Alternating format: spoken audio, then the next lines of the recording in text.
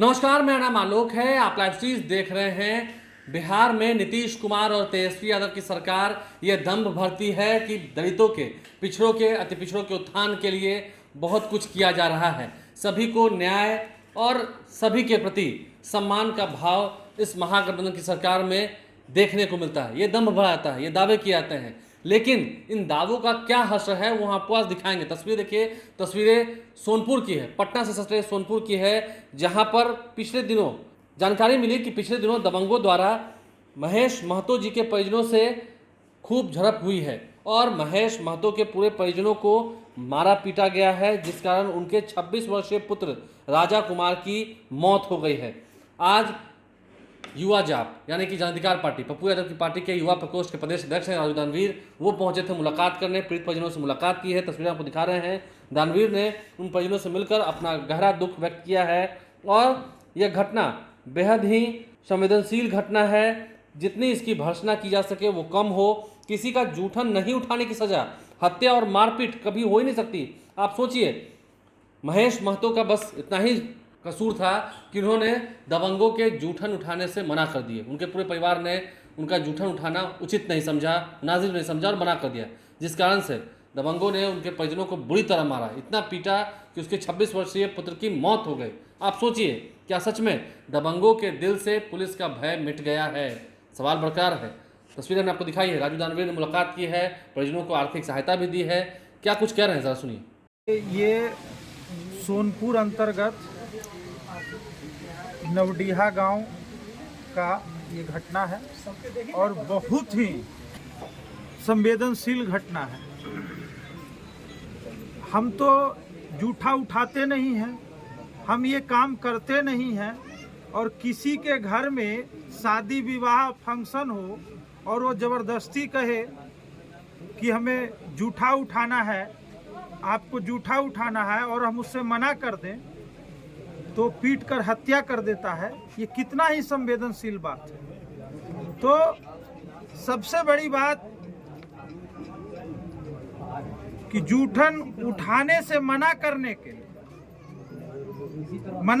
पर हमें पीट पीट कर हत्या कर दिया गया, ये साफ तौर पर बयान दे रहे हैं। और ऐसे लोगों को स्पीडी ट्रायल के तहत सुनवाई हो और फांसी की सजा हो।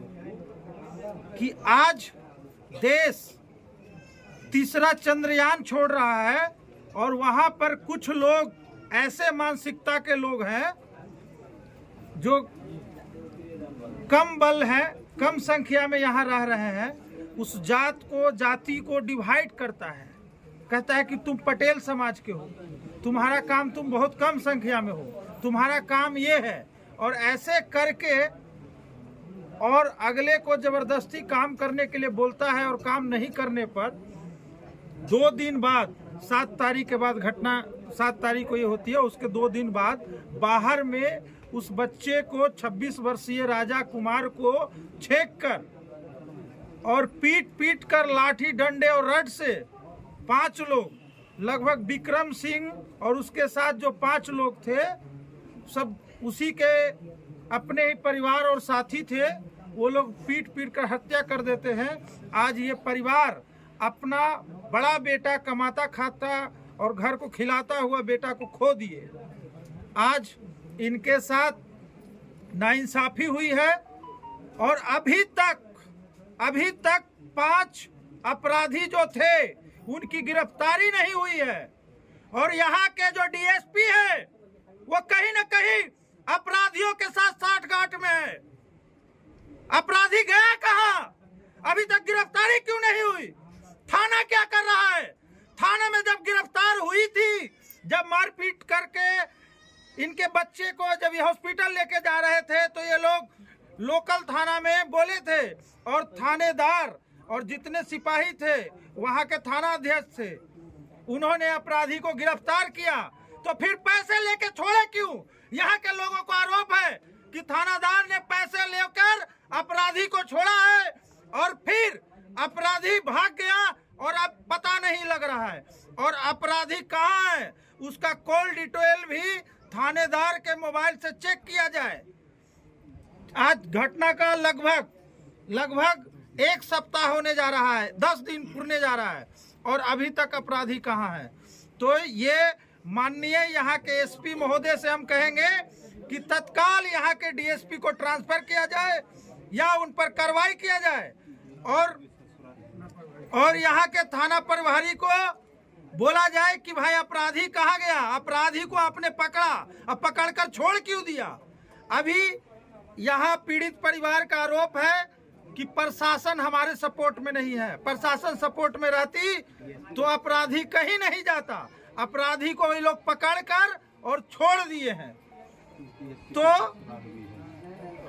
माननीय एसपी महोदय से हम अपील करेंगे कि तत्काल जितने अपराधी हैं सबको अविलंब गिरफ्तार किया जाए, उसके घर पर कुर्की जब्ती किया जाए और इस परिवार को न्याय दिलाया जाए, स्पीडी ट्रायल के तहत सुनवाई किया जाए और अविलंब 3 महीना के अंदर में सजा दिलाया जाए। माननीय एसपी महोदय से हमें अपील है और माननीय बिहार सरकार से भी अपील है कि तत्काल इस परिवार को 25 लाख रुपया के मुआवजा के तौर पर दिया जाए, क्योंकि इन्होंने अपने बड़े पुत्र को खोया है, कमाता खाता पुत्र को खोया है।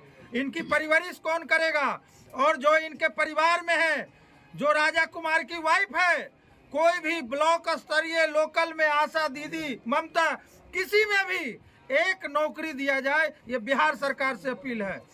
सरकार तो यदि अपराधी गिरफ्तार नहीं होते हैं तो हमारा धरना और प्रदर्शन अगले कुछ हफ्तों में जारी रहेगा।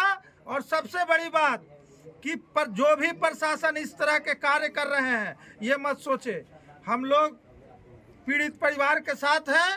यदि कुछ ऐसा होता है तो हम लोग प्रशासन को भी मुंह तोड़ जवाब देने का काम करेंगे। तो आपने सुना क्या कुछ बातें कही गई हैं। देखना यह है कि आने वाले समय में क्या सच में जो दबंग है, जो माफिया हैं, उनके दिल से पुलिस का भय खत्म हो गया है।